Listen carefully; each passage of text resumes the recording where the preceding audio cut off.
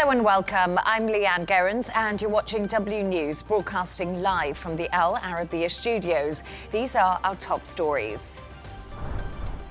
The Kremlin says US envoy Steve Witkoff will go to Russia for talks on the US proposed peace plan next week. As tensions between the US and Venezuela rise, Maduro warns he will defend the country against foreign threats. And the British Chancellor's budget is overshadowed by a technical error that released details of the spending review early as she announces various tax rises.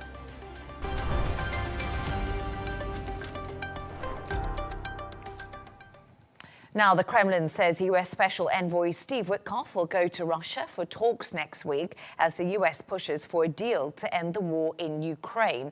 It comes after Kyiv has reportedly agreed to the terms of the US proposed peace plan. Meanwhile, Trump has stepped in and defended Witkoff after a leaked recording appeared to show him advising a Russian official on how to appeal to the president. Take a listen to what he had to say. That's a standard thing, because he's got to sell this to Ukraine. He's got to sell Ukraine to Russia. That's what a deal maker does. You got to say, look, they want this. You've got to convince them with this. That's a very standard form of negotiation. We're having good talks. We started with Russia. We're having some talks with Russia. Ukraine is doing well. I think they're pretty happy about it. They'd like to see it end. And we won't know for a little while, but we're making progress.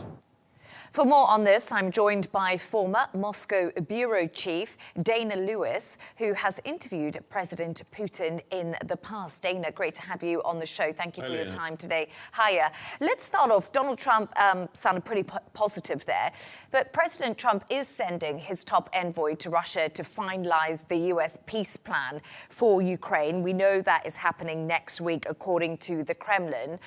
Is President Putin ready to end the war in Ukraine? Yeah, if you will allow me just to, I heard that a soundbite from President Trump. I don't think he clearly understood what was quoted with Witkoff. He said that, he hadn't listened to he hadn't read the transcript or listened to the tape, but he understood that Witkoff was just, talking to Ukraine and talking to Russia and trying to bring both sides together. But really what happened is Witkoff is heard talking to Yuri Ushakov, Putin's foreign policy advisor, telling him how to deal with Trump, not how to deal with Ukraine or Russia, how to flatter Trump and tell President Trump everything, what a great man of peace he is. And therefore, that will make the call go really well between the Kremlin and President Trump. So there's a lot of criticism out there that Witkoff went absolutely beyond any normal border as a White House delegate in negotiations with Russia and advised them on how to appeal to the American president with flattery. I mean, it wouldn't be the first time, because a lot of world leaders know you have to appeal to Trump on flattery, and they do that. But in this case, it was seen to be by many to be inappropriate. And it's really interesting you speak to me exactly about this leak that has appeared as Steve Witkoff did appear to coach a Russian delegate. And the big question here is Witkoff the right person to be doing these negotiations on such a high level? And should Witkoff lose his job? Because in normal circumstances, somebody probably would. Well, if you're the Russians, he's the right guy.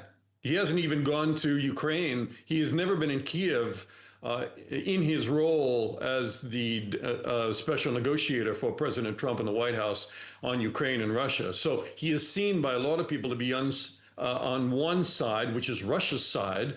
And the Secretary of State, Marco Rubio, is quoted as telling U.S. senators that essentially the 28-point peace plan is Russia's wish list. It's Putin's wish list. So a lot of people feel that, Witkoff is delivering for Russia, but not taking into account Ukraine's position or security, a broader European security.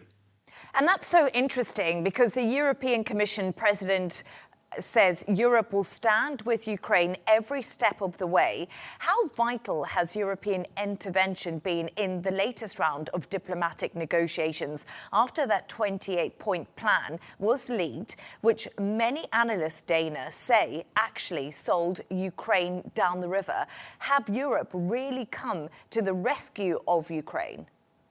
I think over and over again, Leigh-Ann, you know, just not in the last week, but in the last couple of years, every time President Trump or this White House attempts to do a deal without Ukraine, without consulting European leaders, the EU comes forward and Ursula von der Leyen comes forward and says, wait a minute, you cannot negotiate without Ukraine at the table. You cannot negotiate a broader European security pact without the Europeans here. And they speak out for President Zelenskyy and give him a much better foundation to push back. Very gently, he has to push back against President Trump's ego, but to push back and say, wait a minute, this is not in Ukraine's interests. And so, you know, all of the sticking points in this 28-point peace plan, which apparently has been now narrowed down to 19 items, the EU took up over the weekend, and they have raised some pretty serious objections that are fundamental to a peace deal working out. How far does Ukraine withdraw? Do they withdraw from the so-called dragon's teeth, which is their main defense area in eastern Ukraine, in Donetsk and Lugansk? Do they just suddenly give that to the Russians? I mean, yes, there's a lot of talk that the Russians are making territorial gains. But if you really look at it over the last year, it's painful. I mean, the Russians have lost 1 million soldiers in terms of either being injured or killed to take what? In the last year, another 1% of Ukrainian territory.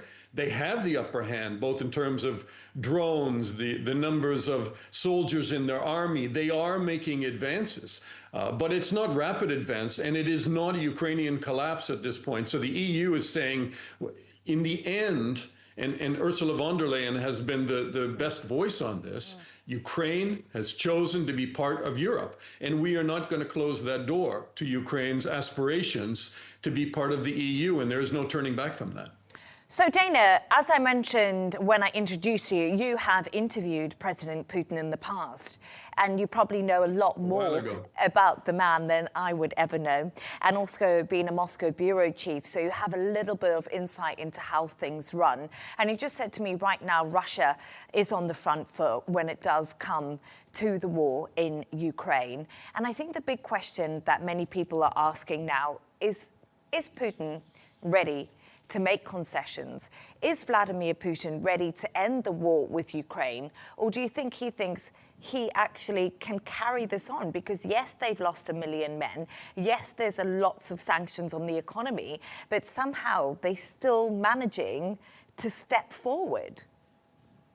It's the question, and I would just be guessing at it, because nobody has gotten an official reaction from President Putin on this. But if you take, Rubio at his word that this is essentially a Russian wish list that President Trump's peace plan has laid out in terms of they get Donetsk, they get Lugansk, they get the Ukrainians to potentially cut their forces from a standing army of 900,000 down to 600,000.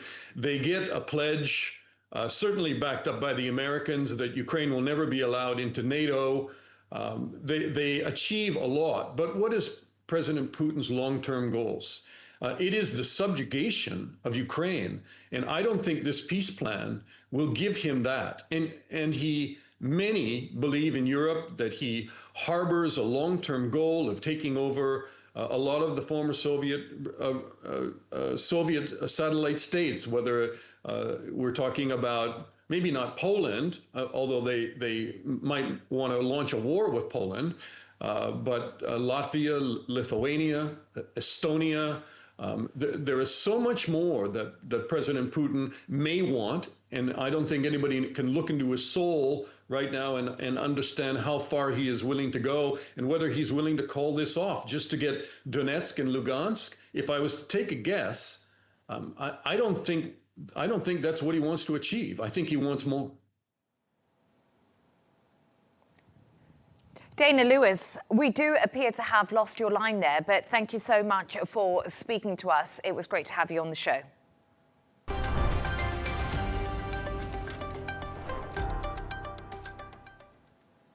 Tensions with the US are rising as President Nicolas Maduro faces increasing pressure from Washington, including military strikes on suspected drug trafficking vessels.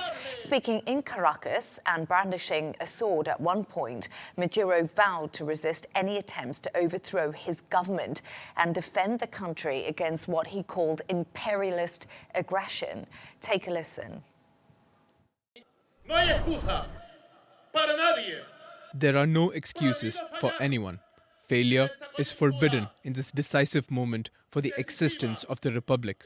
No excuses for civilians, politicians, military, or police.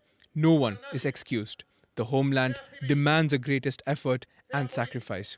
And with Bolivar, I say, if the homeland calls, it shall have our lives if necessary. For more on this, I'm joined from Caracas by political analyst Ignacio Silva. Thank you so much for your time, Ignacio. It's great to have you on the show. I just want to begin with dressed in camouflage fatigues and waving a sword to find President Maduro rallied Venezuelans for war against the US. Is this a concerning escalation of the tensions between the two countries? Well, thank you for having me. The conflict at this moment is going, let's call it a three-step plan by the Maduro government. What they are doing with these types of declarations is that they are completing their first step, which is rallying their own base. We've seen it with draft-style campaigns for the militias.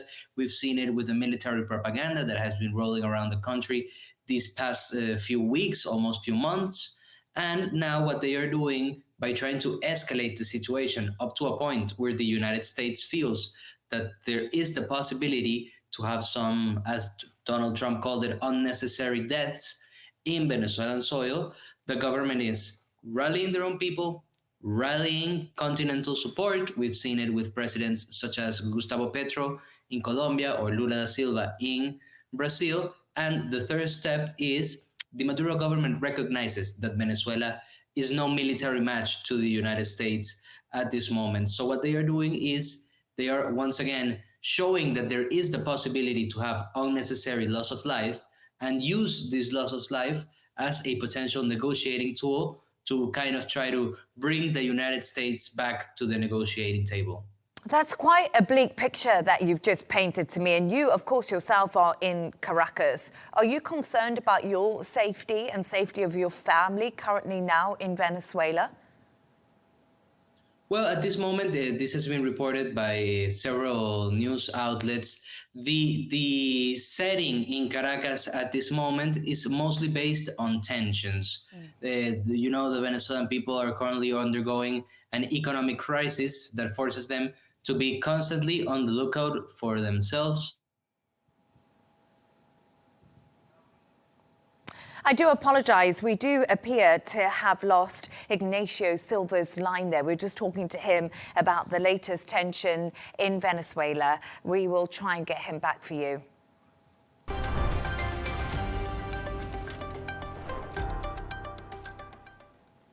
Let's take a look at some of the other stories making the headlines today. At least 13 people have died in a massive fire that's engulfed apartment blocks in Hong Kong. More than 700 firefighters are tackling the blaze, where around 4,600 residents live. According to reports, some people are still trapped inside the buildings. 24 girls who were abducted from a boarding school in Nigeria's Kebbi state over a week ago have been released. That's according to President Bola Tinubu.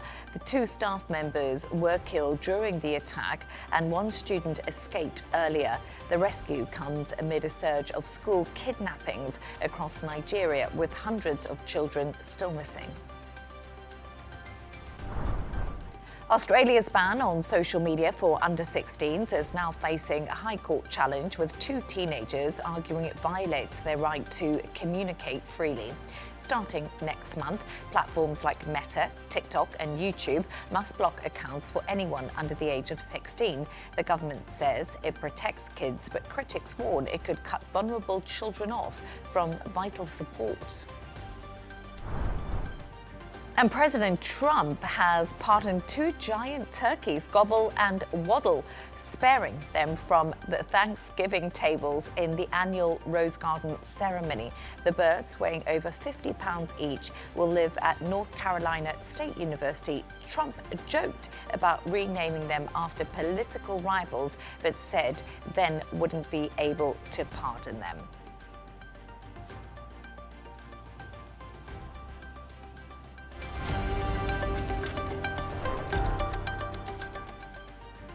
We can now go back to Caracas and speak to political analyst Ignacio Silva. I do apologise, we did lose your line there, and we're just talking about the feeling in Caracas and how you were feeling at the moment. But I also want to move on to a question about Donald Trump, and why is the Trump administration putting tremendous pressure on the Maduro regime to give up power? What is the basis of this?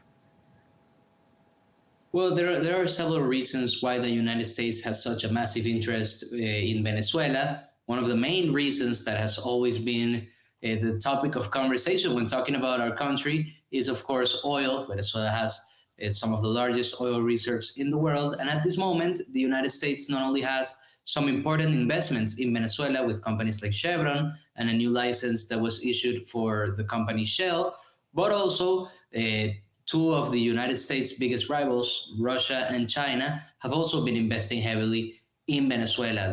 There is $1 billion investment by China in the Maracaibo Lake. There are also hundreds of millions of dollars invested by Russia for production here in Venezuela. So for the United States, this is a strategic geopolitical decision where they can not only cut Russia and China's inversions in Venezuela, but also they can expand their own. And at the same time, when we analyze how the trade war went with China for the United States, it became very clear that China's control over rare minerals was one of the keys for China to prevail in this trade war. So for the United States to have access to a country's resources, such as Venezuela that has oil, gold, and other rare minerals, there is a massive economic interest for them. Apart from, of course, the ideological standpoints that the United States has, where it has been historical that when the United States does not agree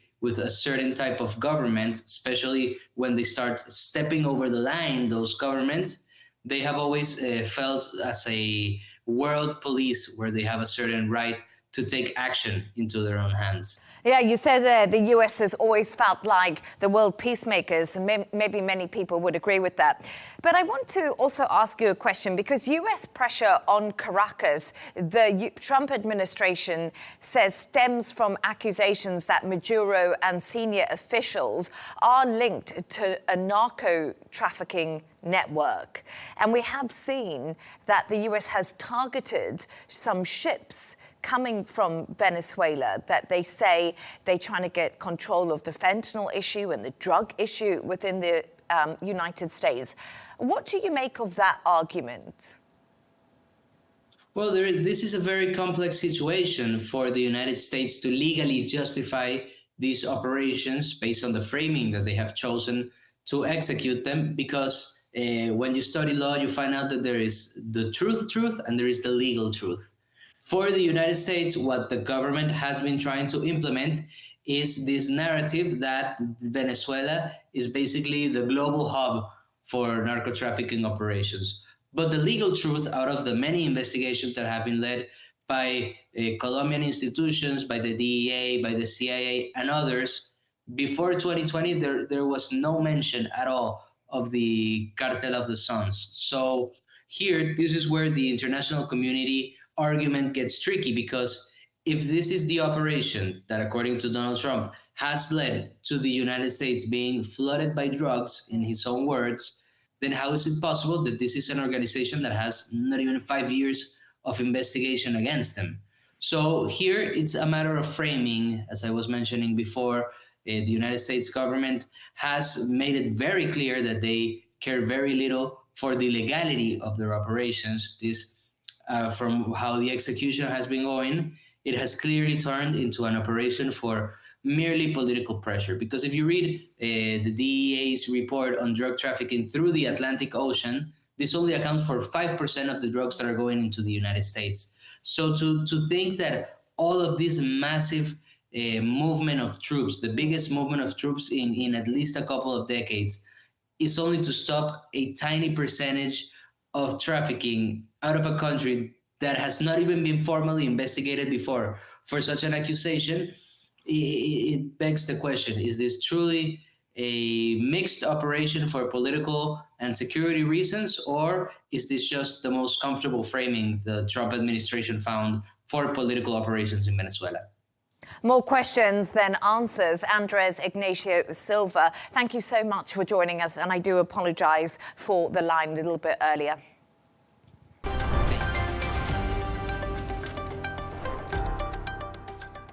The death toll from severe flooding in southern Thailand has risen again, with at least 33 people dead.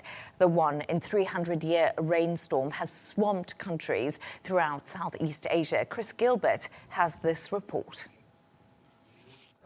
Saving what lives they can, while they can. Rescuers in the South Thailand city of Hat Yai battle neck-deep water to move the children, the elderly, and the dead. Hat Yai was hit with more than 30 centimeters of rain in a day, affecting nearly 3 million people. The causes of death include landslides and electrocution. The area is prone to flash flooding, and the storm left vehicles completely submerged under brown water. In some areas, the high water mark swelled to 2 meters. Reports suggest only 13,000 people here were moved to shelters. The vast majority of residents remain cut off and unable to get help. Military ships, helicopters, jet skis and trucks have been deployed to support relief efforts. Authorities are scrambling to deliver aid to stranded residents, including 600 patients that needed rescuing from the inundated ground floor of a government hospital. The Thai military is preparing to deploy an aircraft carrier to work as an emergency hospital. The storm has also left people dead and displaced in Indonesia's Sabolga region. Rescuers used rubber boats to try and reach the stranded. Authorities are urging people to leave the flood-prone areas. Similar scenes unfolded in the Philippines, where the weather system brought sustained gusts of up to 70 kilometers an hour, with rainfall compounded by an oncoming monsoon.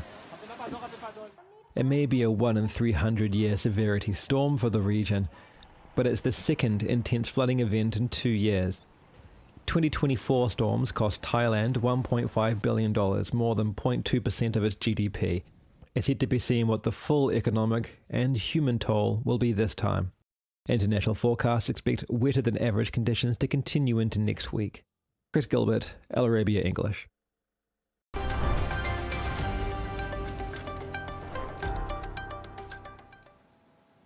Let's take a look at the top business news now.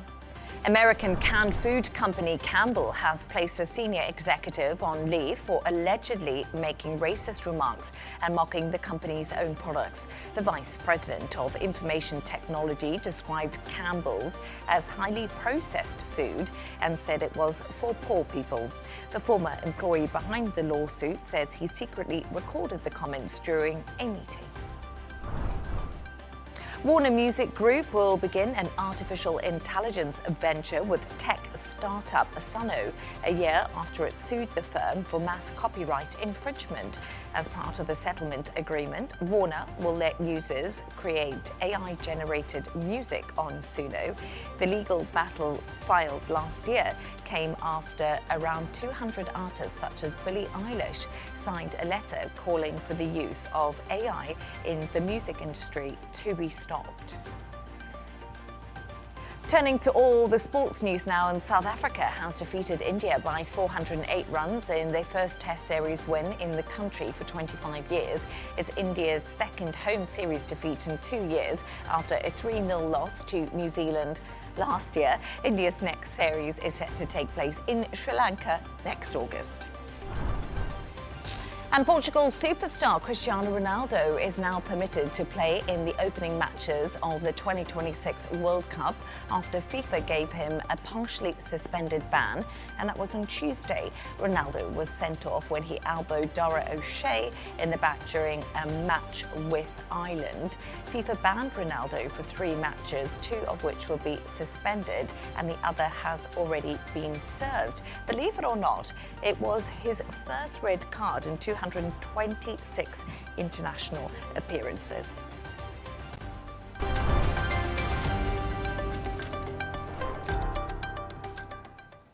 Now, the British Chancellor's budget was overshadowed by an error today when details of the spending review were released early by mistake. The Office for Budget Responsibility has apologised and said it was a technical error. Chancellor Rachel Reeves announced various tax rises, with the opposition leader describing it as a total humiliation and did call for her to resign.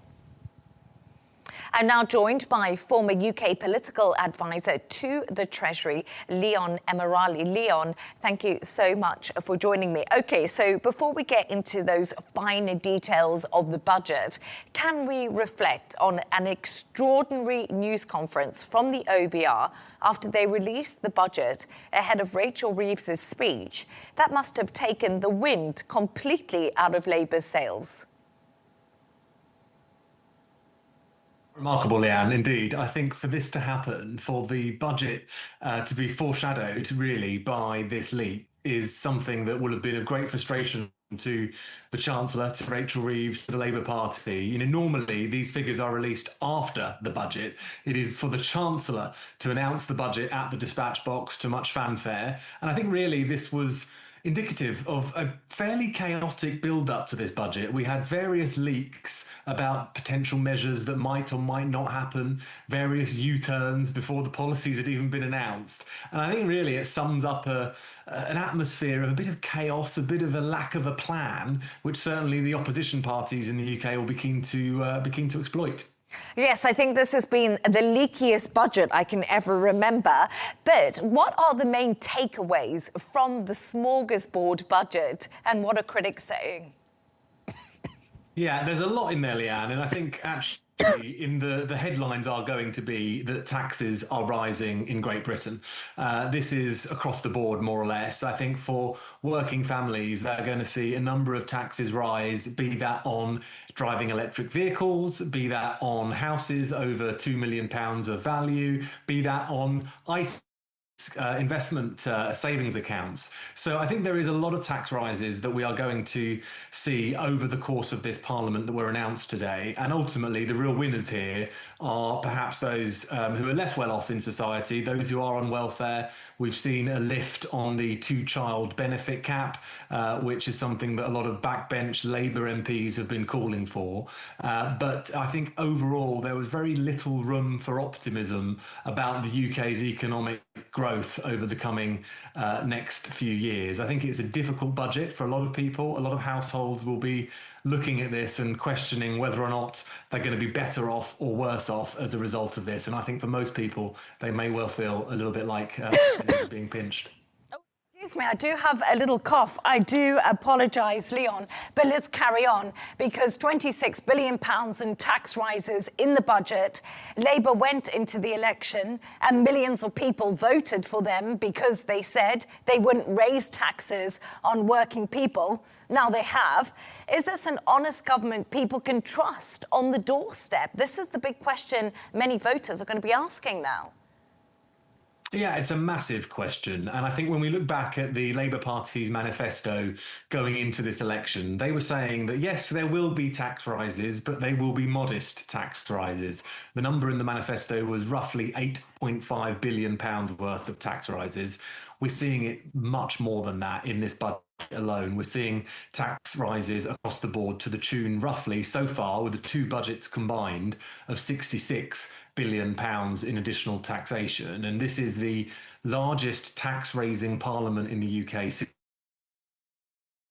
Does go to show just how much Labour are needing to plug a black hole in public finances. But there is that question of honesty. There's that question of whether or not the Labour Party will be honest with voters during the election campaign, or if perhaps to get across the board, to get elected, and then they would raise taxes once they finally got into power. And I think that is something a lot of voters will be questioning when they look at Labour Party and they assess how well or not they've been doing. And you know, we talked about this budget being leaky. And also, I think, Leon, it's fair to say that the Labour Party has had a pretty tricky few months. You know, we did have a little bit of rumour that there could be a coup at the top. That was dispelled. And do you think this budget will appease the left of the Labour Party? Because I think right now, many people are saying this budget was really to save Keir Starmer's skin.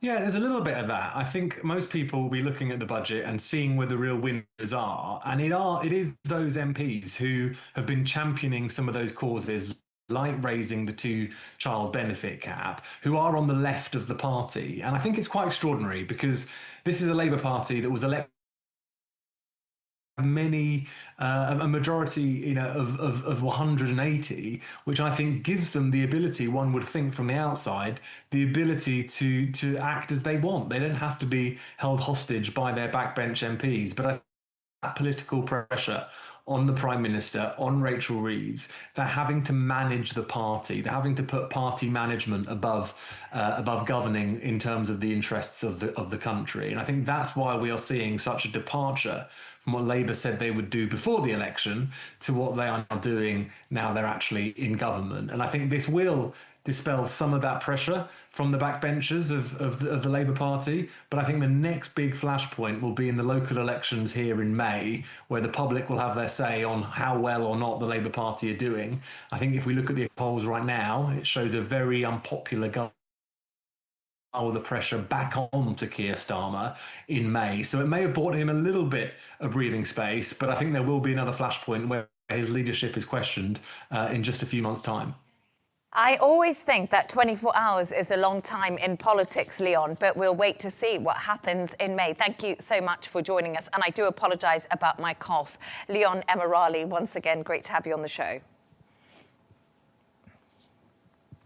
Now, for more on this, I'm joined from London by economist Laurie Laird. Laurie, great to have you on the show today. I was just having a conversation previously. Hello. And I just wanted to ask you, the British Chancellor Rachel Reeves has delivered her long-awaited, much-leaked budget. And my big question is, can you tax your way to growth? Because this has been a high tax budget. Without a doubt. And it follows a year on or a year and a bit on from another even higher tax budget. And answer to your question, a definitive maybe. Maybe you can tax your way to higher growth. It depends where those taxes are going to be spent. So if those taxes go into investment, things to make an economy more productive, that can be better factories so that people can produce more. It can be housing that's near where people want to live. It can be better infrastructure so people don't spend all that much time on trains and more time at work. Those sorts of investments, if they are funded out of the tax purse, can be a route to growth. However, this is not what we saw today. It's not what we saw a year ago. Most of the tax is going to expanding the welfare system. One of the particular elements that your previous guest mentioned was an end to a cap on child benefit. Previously, it had been capped at 2 children. The Labour Party hated that. The voters tend to like it. But the Labour government promised to reverse that, and they have done that. Now, that's not to say that that's not a social good. A lot of studies have shown that curbing that child benefit had an adverse effect on child poverty. If children do better, down the line, they may become more productive, but it's certainly not going to happen in this government's lifetime. So that kind of investment is probably not going to make an economy richer or more productive. Equally, pensions will be upgraded. This is not new. This is not out of this budget. This is longstanding policy. Pensions for older people will be upgraded by a number that is higher than inflation. Most governments want to keep pensioners happy. They actually turn out at polling booths. But the tax money goes into supporting those pensions. This is not going to make the economy richer or more productive or add any growth. So it really depends on what this tax cake is going to be spent on. It's really interesting because a lot of people are also saying that this is sort of backloaded tax. So you're not going to see any of it for many years to come. But there's also been... Absolutely, it's a very good point. Yeah, so it's backloaded, so you might see some short sort of relief, but then in the years to come, then your taxes do come. But Laurie, there has been a lot of talk about bonds ahead of this budget. Have we seen any market reaction after Rachel Reeves delivered her speech? The reaction doesn't actually look that bad. You remember, I always think of Liz Truss's mini budget, and maybe that shouldn't be a marker in the sand, but this seems relatively calm. Well, I do think that Liz Truss incident is something that Rachel Reeves, even though Liz Truss was from a different party, something that Rachel Reeves will have in the back of their mind. Liz Truss, and announcing a tax cuts that were unfunded. She lasted in office 7 weeks because of that, because her announcement caused a bond market run. Everybody will remember that. It's become a joke in the U.S. as well. People worldwide speak of Liz Truss moments, and Rachel Reeves will have been well aware of that when she was preparing her budget. Gilt yields moved really erratically today after that leak that you mentioned from the OBR, the Office for Budget Responsibility. Bond yields really rose a lot. It was interesting, about 6 to 7 basis points across the curve, across the range of maturities. That's a pretty big move. But we've ended today quite a bit lower, particularly at the long end. 30-year gilts are, which is the longest way that a government will borrow, they're down 8 basis points on the day. Surprises me a little bit. That may be because the Debt Management Office has come out and said, look, we have to raise more money through gilts, but we're going to concentrate that in shorter yields rather than longer yields. So that may be why the 30-year gilt has done so well. But in general, gilt yields are down. But let me give you a caveat here.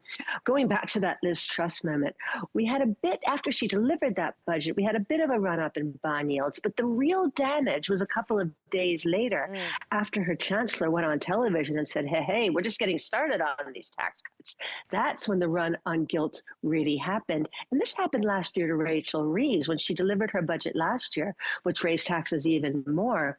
We had a pretty benign gilt market reaction on the day, but the following day, we saw a real sell-off in gilts, which pushes the yields higher. So I'd say what happens today is not necessarily indicative of a medium-term trend. And we must remember Kwasi Kwarteng was her chancellor at the time. I do remember that very day we saw that run on the gilts. But just want to speak to you about a completely different topic, if you don't mind. And we've spoken about the dominance of Nvidia in the AI space many times before, you and I have done on the show. In the last couple of days, Nvidia shares have been slightly volatile. They've ebbed and flowed. Is this all about competition? Has Google burst the Nvidia bubble? Yeah, it's a great question. We had Nvidia down about 4% at one point yesterday, ended the day down about 2.5%. We're up about 1.5% today, which isn't all that great a rebound. Has Google burst the bubble? Quite possibly, but I think we forgot that Nvidia isn't the only game in town, despite its very, very high market share. Remember earlier this year, a Chinese company called DeepSeek unveiled a chip with no U.S. inputs that managed they unveiled an AI program that was pretty good, all trained on Chinese chips. So there are chips out there that Nvidia isn't making that seem to be pretty effective. And over this run-up in Nvidia over the past 4 or 5 months, everybody seemed to forget about DeepSeek, seemed to forget about there are ways around what Nvidia is hawking. So yeah, I think we need to keep an eye on Nvidia not being the only game in town. On the upside, however, there's some optimism for Nvidia if you look for it.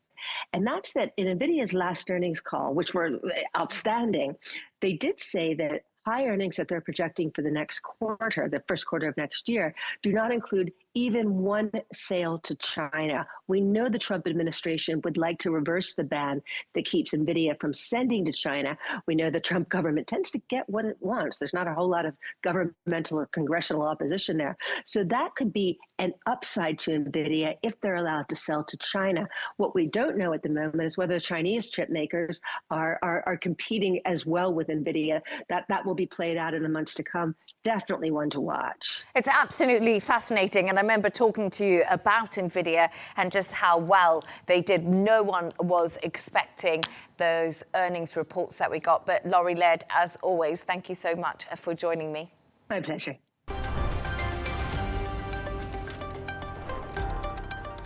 A reminder of our top stories.